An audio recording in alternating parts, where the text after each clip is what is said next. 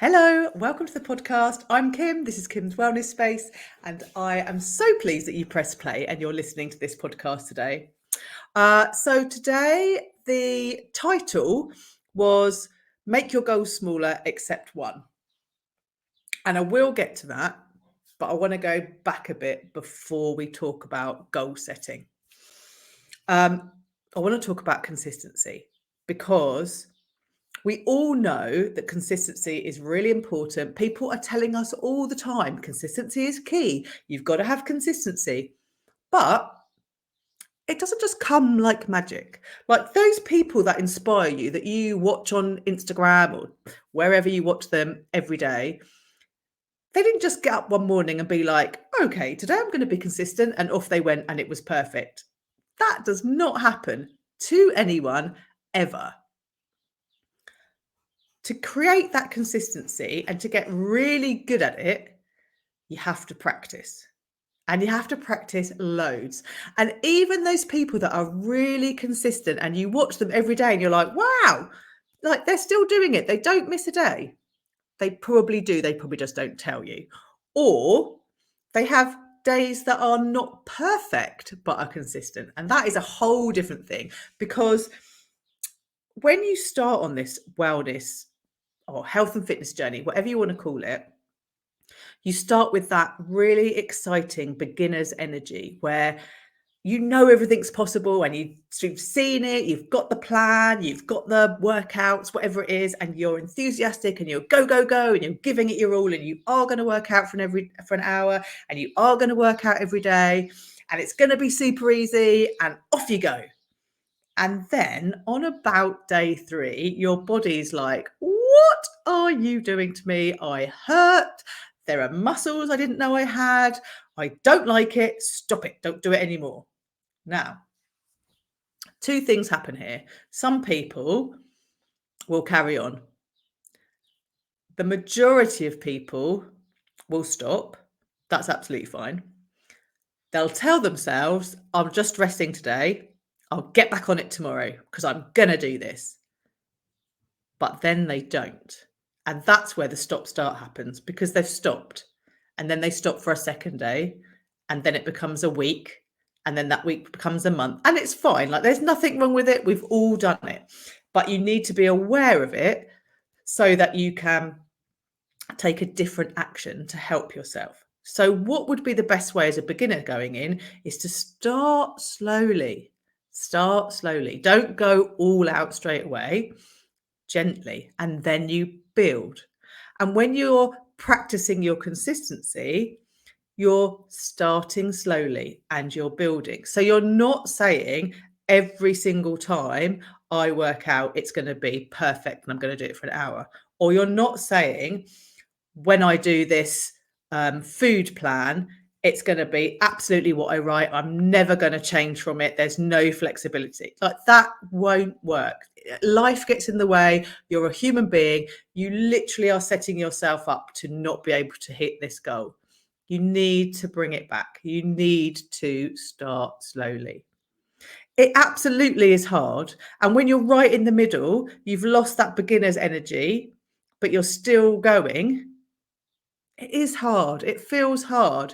It feels hard for every single person, even the most amazing athlete, someone that's, I don't know, say training for the Olympics or at the top end of their athletic ability, whatever it may be.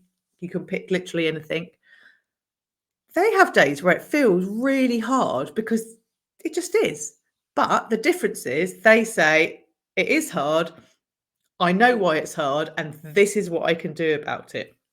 And it's the this is what I can do about it action that makes the difference from them being consistent and you saying, do you know what, I'm going to take a bit of a rest. And then the rest creeps. So really good way to there are plenty of things we can do this, by the way. This is not a, oh my God, it's awful. This is not that at all. This is super positive. There is an answer and you definitely can do this. And there are loads of different ways that we can tackle it. But one of the things that you can do is you can say, I'm allowed to stop for a day and rest because absolutely we have to rest. The rest is super, super important, but never 2 days. Okay. So definitely stop for one, but never two. Now, the only exception to that, I would say, is if you are right at the beginning and let's pick a really good example. So, I don't know, say, let's go weight training. You're going to start weight training, you've got a plan. Maybe you are following somebody on YouTube, you've got an idea of what you want to do, but you're doing it very sensibly. So you've got your plan and you've never done this before. It's all new to you. So there's lots of learning. There's not just the physical picking up of the weights and the movements that's the learning. There's loads of other things that you need to learn as well about your body and about your mind to get you through this. So you may say, for the first month, I'm working out twice a week. So obviously in that scenario, you have more rest days, and that's really good. That's sensible. Nothing wrong with that at all. I'm talking about if you're a little bit further on and say you like to work out Monday, Tuesday, Wednesday, Thursday, Friday, and then have Saturday, Sunday as your rest days. If you get to Wednesday and you're like, oh, I need a bit of a rest, I'm really hurting, this isn't really quite as I was expecting it to be, and you know that it's not just that you are fighting against something new and your body is being resistant, your brain is being resistant. If it's actually like, you've got really painful DOMs and you absolutely need to rest your body, that's fine. Like, please rest your body. But then on Thursday, get back to it. Don't wait Wednesday and Thursday, because if you do that, Friday probably won't happen. And then when you get round to Monday, it's a whole new conversation. So don't miss more than one day. That's a really good tool. So this is when we get onto the making your goals easier. And so they need to be smaller apart from one. And we'll come to that one in a minute. But if you are, so we're not talking absolute beginners here. We're talking somewhere in that messy middle where you know what you want to eat, you know what movement you love, you know the things that make your body tick and you feel great. So when you know that you've been practicing it for a while, but your consistency isn't amazing, and it's whatever road of life you're in doesn't have to necessarily be wellness. You get this messy middle bit. Could be anything, couldn't it? And this is the crux. This is the bit that makes the difference, because in this messy bit is where we either we go into two camps. We either keep stumbling around in this messy middle, but making progress, because every time we practice, that's one in the bag, celebrate it, tick it, we've moved forward a step, or we kind of slow down to a stop. And then we have to find that momentum to come back up again, which isn't so easy. It's absolutely possible. And if you're in that sort of slump at the moment where you slowed down and you're thinking, I really need to do this, I really need to do this, I really need to do this, switch it up to, I get to do this. I get to do it as many times as I want to feel amazing, and get yourself back into the messy middle practicing camp of people. It doesn't matter how many times you have to tell yourself, I get to do this, and you swap lanes, but you do need to swap lanes. If you are in the lane of, it's just too difficult and I need to, I should, I could, nothing's going to change. And it's fine. Like, we've all been there. You're not the first, you won't be the last. It happens all the time. It's just part of who we are. But as long as you remember that that is a choice that you're making to be there. And it does sound hard, I know. And, it is hard. Sometimes life is difficult, isn't it? But if you want it to change, then the power is in you to change it and to bring yourself back up and move into the other lane with everybody else that's just plodding along, doing their thing. It does look messy. It's not perfect. But that being said, it's consistent, and we're just chipping away. And I know that I've talked about this before. This will not be the first time that you've heard me talk about consistency.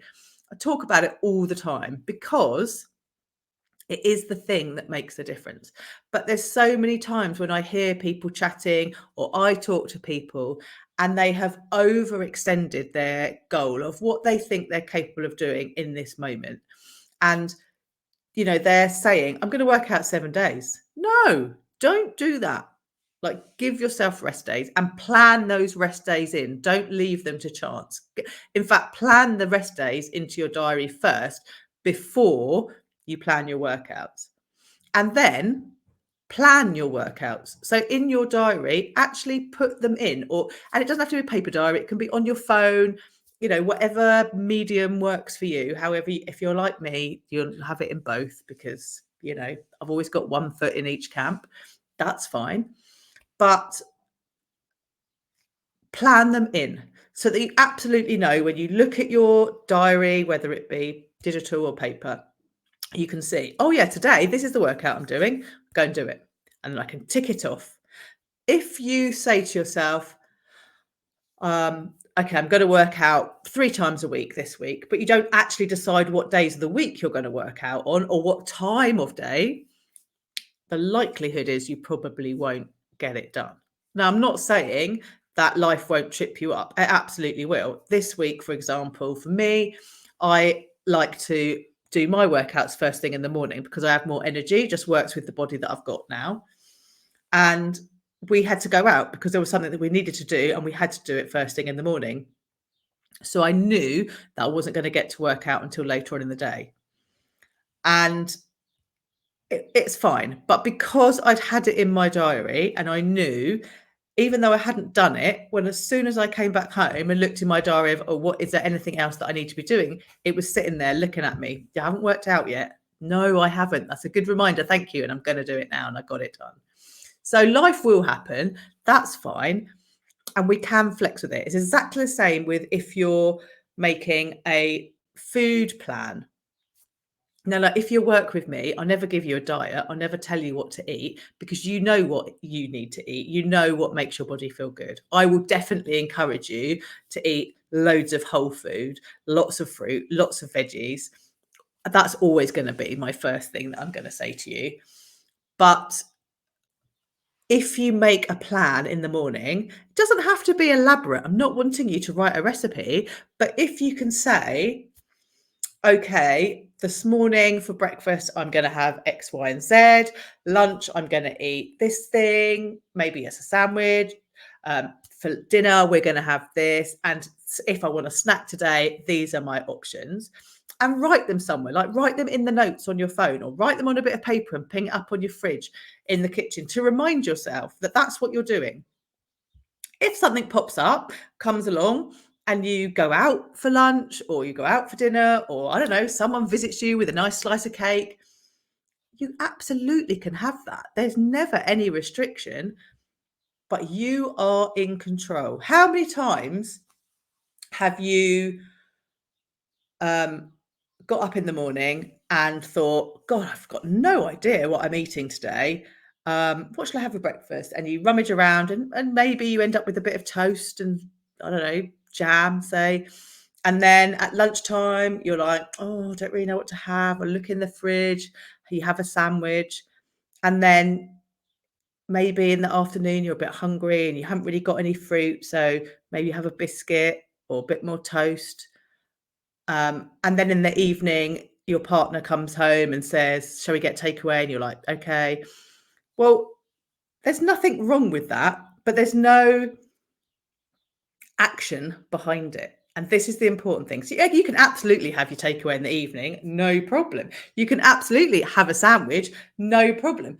But if you think about it, if you take that action and it's more intentional, then, that sandwich could be amazing. It could be filled with loads of vegetables. Your snacks could be fruit. Your porridge could be covered in fruits and nuts.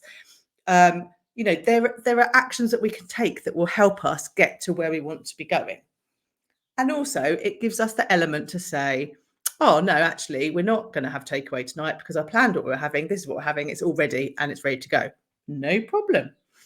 it does come down to choice. But if you want change, you have to take action to get that result. We have veered off a little bit, I fear, but that's important to say. So let's just go with it. It's my podcast after all, isn't it? No rules. So let's bring us back to our making things easy. We need to make the goals smaller. So, and this absolutely depends on what sort of person you are. But let's take walking, for example. I think we've talked about this before. But if you want to walk every day, amazing, brilliant, it's really good for you. But how far do you have to walk every day to make it count? Well, any walk counts. So you could walk to the bottom of the road, you could walk to the shop, you could walk for 25 minutes, or you could walk for an hour. Maybe you do a 2-hour hike. It's up to you, but every walk can be different. It still counts. It builds your consistency. You're practicing. You haven't failed if you've only done a 10-minute walk, because you've still walked. And that's really important when you get yourself going, that practice of going all the time. It's why people practice going to the gym. They put their clothes on, they go to the gym, they might just go on the treadmill, and then they come home, they don't do anything else. They've still been to the gym, they can still tick it off. It makes them feel good. It's building that practice consistency of going to the gym. There is a small minority of people where that doesn't work for, and if you are that minority of person, then I'm very sorry, and you will have to plan yours better and do exactly what you plan. And one of my sons is that sort of person, and I had this conversation with him in the week, and he said, honestly, Mum, that wouldn't work for me. If I tell myself that I can just walk to the bottom of the road, and then if I've had enough, I come home, I definitely come home every time. I have to tell myself that I'm going to do this route and make myself do that. And that's fine. He knows that. That's the thing. He's been doing it for a long time. He completely understands how his brain works. He knows what his body needs.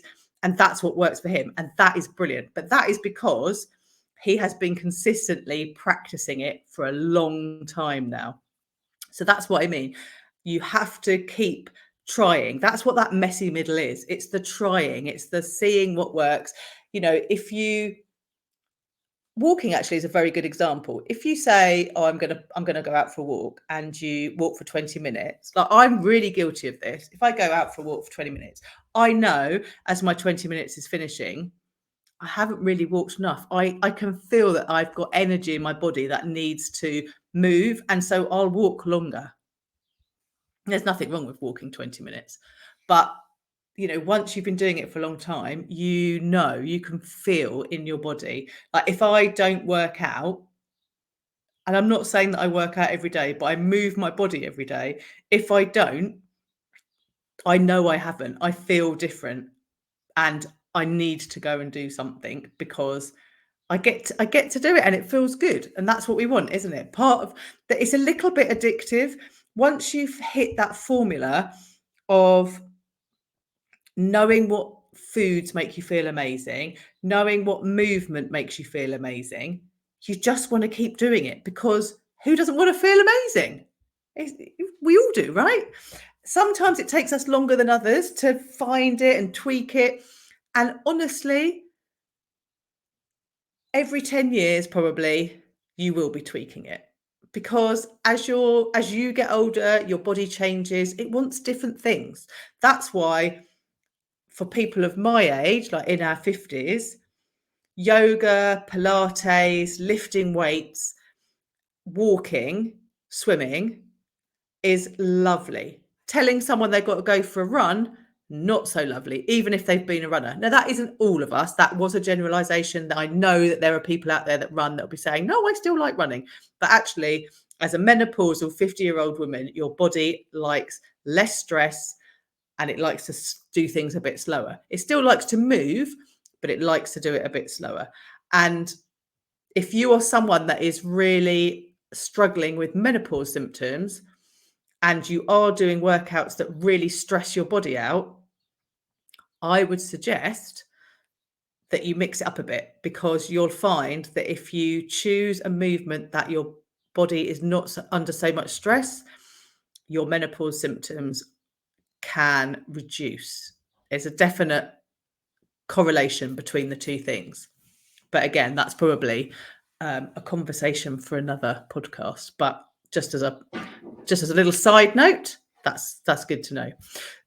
So when I started, I was saying that we want to make our goals smaller, and that's about this messy middle and not trying to overachieve too quickly. Just practice smaller things and then build so that we can keep winning and winning and winning, because we don't want to feel like we've messed up, do we? We want to feel like we're doing really well. There's only one goal that I want you to make longer. And I don't want you to make it longer by a little bit. I want you to make it longer by like so much you wouldn't even believe. And that is the time it's going to take you to get from where you are today to where you want to be. And it may be that you'll never get to where you want to be, because it might be that at this moment in time, the goal that you've got in your head isn't actually achievable for the body and the life that you're living now. So if you're looking back at pictures of yourself when you were in your 20s or 30s and you're now in your 50s, well, you're not going to get that body back, because that's not how it works. You definitely can be in a really healthy, toned, lean, strong body. Absolutely you can. But you're not going to look like you did when you were 20, because you're 50. And that's how it should be. So you do have to come to terms with that first, I guess. But don't be put off just because I say it's long. Because honestly, if you say to yourself, I'm going to give myself, say we're starting from today, I'm going to give myself 3 years. Now, for some of you, you'll be listening to this going, 3 years? I'm not doing that for 3 years. But actually, you're going to do it for longer than that. You're going to do it forever. It's just that I didn't want to say that. I wanted to say 3 years just to, make your goal smaller so you don't feel so bad. But honestly, you will be doing it for life, because we're not talking diet. We're not talking restriction. We're not talking, working out to an extreme. We're talking about things that we can do every single day forever, so that that's just who you are. And then you feel amazing all the time, that you won't have to think about it. You won't be getting up and thinking, oh, what am I going to eat today? Or, oh, what workout shall I do? You'll just know. You'll just get up. You'll eat if you're eating, or fast if you're fasting. You'll go for a walk if that's what's good. You'll listen to a meditation. You'll do yoga. You'll do whatever you need to do to make yourself feel amazing and to look amazing in whatever that means to you. And, I'm probably going off on a tangent here again, but there's a big camp. There's big camps of people at the moment, isn't there? There's a very big anti-diet lobby, which actually may be getting a little bit quieter, but it was a very powerful movement there all of a sudden, wasn't it? Like, you must not diet. You've got to love your bigger body. That's true. However, if you would like a slightly smaller body, or if you would like a slightly leaner body or toner body, or maybe you want to lose a bit of body fat and tone up those muscles so you've got a bit of shape, there's nothing wrong with that. Like, you will know the answer. I would absolutely love you to love the body that you have today, right now, right this moment, because your body is amazing and it does awesome things. It's so clever. And think of all the things that you've gone through to get to today. Like, you absolutely should love the body that you're in right now. But there's nothing wrong with wanting to change it a little bit. And you have that power. You just need to take the action, practice that messy middle to get the consistency, to know what works for you, and then you can change things. I mean, that probably is a little bit simplistic, but it's true. We absolutely have the power. Even as a menopausal 50-year-old woman, you can still feel amazing. You can still sort out your menopause symptoms. You can still look brilliant, feel fantastic. Nothing is stopping us except ourselves. We just need to get out of the way of ourselves, decide that we get to do this every day. How exciting is that? To get up every day and get to work out, get to live an amazing life. That is what I want for me. That is what I want for everybody. So let's précis this down a little bit. We started talking about consistency being key. And to get that consistency, we need to spend time in this messy middle, trying things out, building our practice, making our goals smaller, smaller, smaller until we start achieving them. Then we can grow them up little bit by little bit until we have absolutely nailed this practicing, that we know what we're doing, and that we can then achieve the goals that we want to. And lastly, we're going to make the goal of getting to where we want to see those results. That's going to be way down in the future. We are not talking 6 weeks. We're not talking 3 months. We are talking 3 years and beyond for those results. So I hope that's helped. And it's been lovely to talk to you. As always, it's a joy to come on here and chat away. And yeah, I will speak to you all very soon.